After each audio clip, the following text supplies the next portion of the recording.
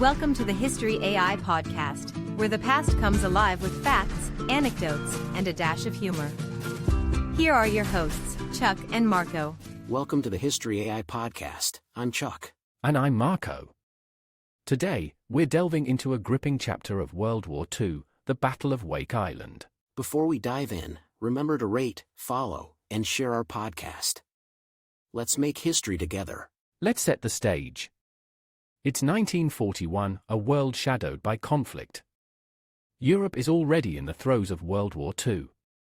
Hitler's forces are rampaging across the continent, and Britain stands alone against the Axis powers. Meanwhile, in Asia, the Japanese Empire is on the move. They've been expanding their territory since the 1930s, invading parts of China and clashing with Soviet forces in border conflicts. The world's a chessboard of power struggles, Chuck. The US, though officially neutral, is watching with growing concern. They've been supporting the Allies through programs like Lend-Lease, but they're trying to avoid direct involvement in the war. That's right, Marco. But Japan views the US as a potential threat to their expansionist goals, especially in the Pacific. They're eyeing the Philippines, Guam, and other islands, but they know the US Pacific Fleet in Hawaii is a formidable obstacle. So, the Japanese devise a bold and risky strategy. They plan simultaneous surprise attacks, the most infamous being Pearl Harbor.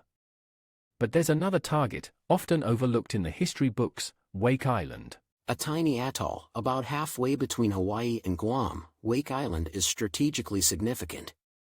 It's a potential airfield and naval base that could disrupt Japanese supply lines and threaten their operations in the South Pacific. The US had started fortifying Wake Island in 1941, understanding its strategic importance. But it's isolated, Chuck, making it vulnerable and difficult to reinforce. As December approaches, the world remains unaware of the impending storm about to break in the Pacific. The stage is set for a confrontation that would not only change the course of the war but also mark the beginning of a new era in global conflict. And that's the world stage, as it was, just before the fateful events at Wake Island and Pearl Harbor. Diving into Japan's strategy, it's vital to understand their broader objectives in the Pacific. They aim to establish a defensive perimeter stretching from the Aleutians in the north to the Solomon Islands in the south. And Wake Island, Marco, was a key piece in this puzzle. Situated about 2,000 miles west of Hawaii, it offered a strategic outpost for controlling the Central Pacific. Exactly, Chuck.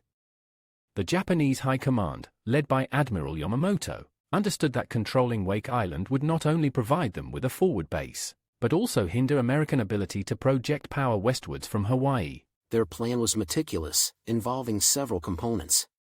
First, neutralize the U.S. Pacific Fleet at Pearl Harbor. Simultaneously, seize other key locations like the Philippines, Guam, and, of course, Wake Island. The operation against Wake was designated as part of the broader Hawaii operation. The Japanese assigned Vice Admiral Sadamichi Kajioka to lead the assault. The initial force included several warships, including the light cruiser Yubari, destroyers, and 2 old patrol boats converted into troop transports. They also planned air support, didn't they, Marco? The Japanese deployed aircraft from their carriers and bases in the Marshall Islands to provide reconnaissance and bombing support. Spot on, Chuck. The Japanese also understood the challenges. Wake's small garrison, mainly U.S. Marines under Major James Devereaux, had been bolstering their defenses. They had fortified positions, despite limited resources and manpower. The Japanese expected light resistance. They thought the surprise attack and overwhelming force would swiftly secure Wake Island. But as we'll see, things didn't go as smoothly as the Japanese had anticipated. The defenders of Wake Island were about to put up a fight far beyond what anyone expected. That sets the stage for the confrontation at Wake Island, a clash between a seemingly unstoppable force and an immovable object. Let's focus on the defenders of Wake Island. The U.S. garrison was composed primarily of Marine Corps personnel, but they weren't alone.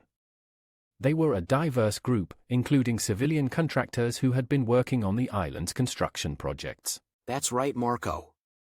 The Marines were from the 1st Defense Battalion, led by Major James Devereaux. They were seasoned, well-trained, and ready for combat, even though they were only about 450 strong. They were complemented by about 68 U.S. Navy personnel, and over 1,200 civilian contractors mostly employed by the Morrison-Knudsen Company. These civilians played a crucial role, often volunteering to take up arms alongside the Marines. The equipment at their disposal was modest. They had a few coastal artillery pieces, including 5-inch guns, and some 50-caliber M2 Browning machine guns. There were also 12 F-4F Wildcat fighters, which played a critical role in the island's defense. Now, let's talk about the Japanese forces. Vice Admiral Sadamichi Kajioka commanded a surface task force that included the light cruiser Yubari, 2 old destroyers converted into troop transports, and 6 other destroyers. Air support was crucial for the Japanese. They launched attacks from bases in the Marshall Islands, using bombers and fighter planes to soften the island's defenses before the ground assault. The Japanese expected minimal resistance, envisioning a swift and decisive victory. However, the resolve of the U.S. forces on Wake Island was grossly underestimated. The initial Japanese air raids began just hours after the attack on Pearl Harbor. These raids aimed to destroy the island's air capability and infrastructure, specifically targeting the Wildcats and the Pan American Airways facilities. Despite these challenges, the defenders of Wake Island maintained a strong resistance. The Marines and civilian workers collaborated, setting up defensive positions, repairing damaged equipment, and preparing for the ground assault they knew was coming. This mix of professional military personnel and civilians, under the direst of circumstances, transformed Wake Island into a formidable stronghold, one that would deeply challenge the Japanese invasion force. The Battle of Wake Island unfolded dramatically over 2 weeks in December 1941. The Japanese commenced their assault with air raids, aiming to neutralize Wake's defenses, particularly the airfield and the Wildcat fighters. On the first day, the Japanese destroyed 8 of the 12 Wildcats. But the remaining pilots, including Captain Henry T. Elrod, heroically took to the skies, valiantly defending against further air assaults. Elrod, particularly, became a legend. He not only shot down several Japanese aircraft, but also sank the enemy destroyer Kisaragi by bombing its depth charges, an unprecedented feat for a fighter pilot. On the ground, the Marines and civilian volunteers, under Major Devereux's command, showed incredible resilience. Despite the bombardment, they kept their anti-aircraft guns firing and repaired damaged equipment between attacks. The first Japanese landing attempt on December 11 was a surprise night attack. The U.S. forces, outnumbered, fought fiercely. Using their limited artillery and machine guns, they inflicted heavy casualties on the Japanese, forcing them to retreat. This unexpected repulse shocked the Japanese. The Wake Island garrison, vastly outnumbered and outgunned, had thwarted a well-planned amphibious assault. Following this, for the next several days, the island endured continuous bombardment from air and sea. Despite this, the defenders repaired their guns, built improvised fortifications, and kept morale high. Meanwhile, Elrod and other pilots kept engaging the enemy in the air. Despite dwindling numbers, they managed to inflict significant damage on the Japanese planes. On the ground, stories of individual heroism abound. Men like Sergeant Major James P. S. Devereux and Lieutenant John A. McAllister coordinated the defense, often moving under heavy fire to rally their troops and maintain defensive positions. As the battle progressed, the situation for the defenders became increasingly dire. Supplies were running low, and with the Japanese blockade, no reinforcements could reach the island. The final assault came on December 23. Japanese forces, reinforced and determined, launched a massive bombardment followed by another amphibious landing. This time, despite fierce resistance, the defenders were overwhelmed. Now, here's where it gets controversial, Chuck. Commander Winfield Scott Cunningham, in charge of the island's overall defense, faced a dire situation. The defenders had fought bravely and inflicted heavy casualties on the Japanese. However, they were running out of supplies, and no U.S. reinforcements were forthcoming due to the wider strategic situation in the Pacific. That's right. Marco Cunningham, understanding the hopeless situation and wishing to spare further loss of life, decided to surrender the island to the Japanese. This decision, while pragmatic, was heartbreaking for the Marines, who had demonstrated exceptional courage and tenacity. The aftermath was tragic. The U.S. casualties included 49 killed and a few dozen wounded. The surviving defenders, including both military personnel and civilians, became prisoners of war under harsh conditions. For the Japanese, the victory came at a high price. Their losses were substantial, far higher than anticipated, impacting their subsequent operations in the Pacific. The fall of Wake Island, although a tactical defeat for the U.S., became a symbol of heroic resistance.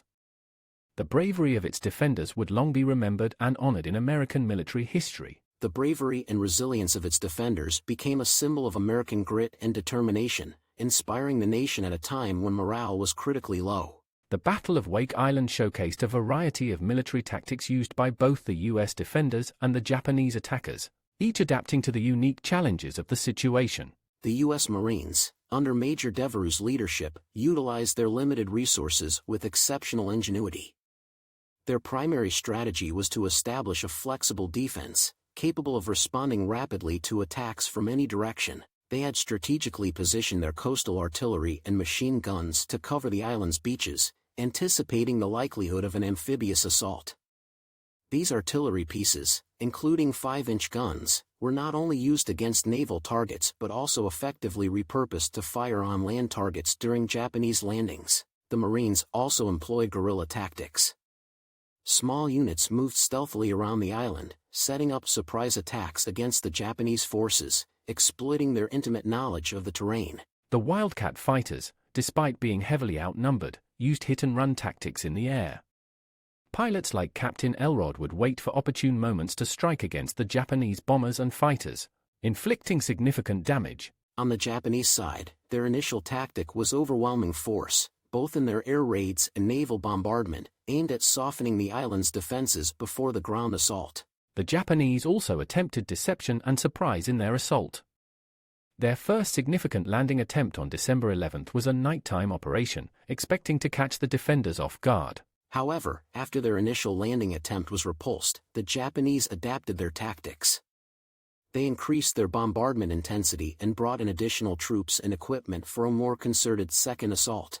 They also employed psychological tactics, attempting to demoralize the U.S. defenders through continuous bombardment and the threat of overwhelming numbers. In the final assault, the Japanese combined heavy pre-landing bombardment with a coordinated ground assault from multiple directions, aiming to overwhelm the U.S. defenses through sheer force and numbers. Throughout the battle, both sides demonstrated tactical flexibility, adjusting their strategies in response to the evolving situation. The defenders, with their resourcefulness and tenacity, and the attackers, with their overwhelming force and adaptability, showcased different aspects of military strategy and tactics in a confined and intense battlefield. The Battle of Wake Island, while a relatively small engagement in the vast scope of World War II, held significant strategic and symbolic importance that resonated far beyond its shores. Absolutely, Marco. Strategically, Wake Island was a key point in the Pacific. Its location made it a valuable staging ground for air and naval operations.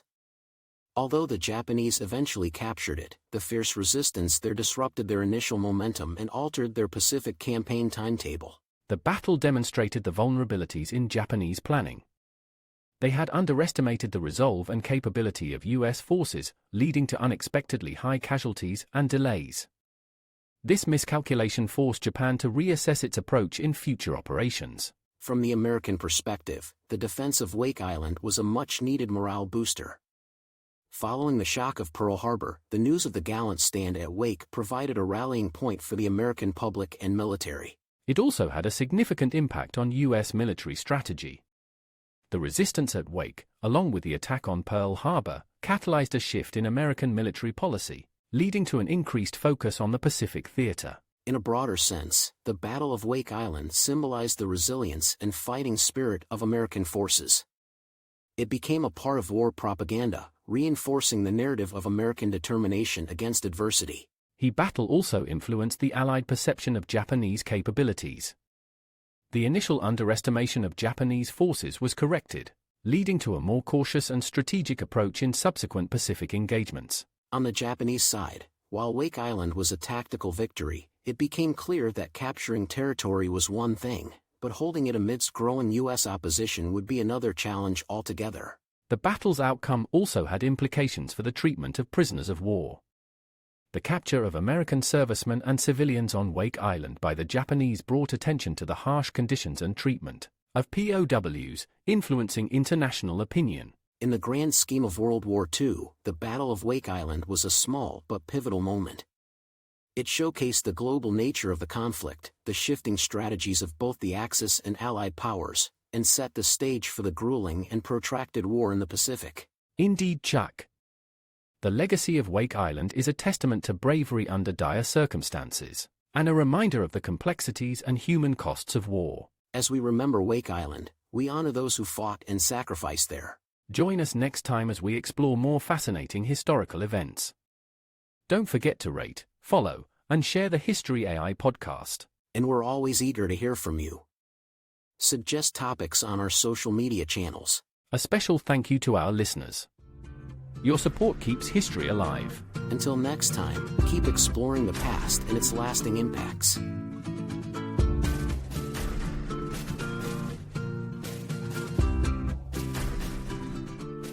From the mind behind the History AI podcast comes an electrifying journey into the past. A ripple through time, Franklin's Folly. Dive into a tale where Benjamin Franklin, America's beloved inventor, takes an unexpected journey through time. But with his leap, he unleashes a powerful ripple. Now, with dark forces lurking in the shadows, harnessing this energy to shatter and enslave the world, it's a race against time. Will Franklin fix the future? Or will history rewrite itself? Uncover the secrets. A ripple through time, Franklin's Folly. Time has never been more fragile. On Amazon now.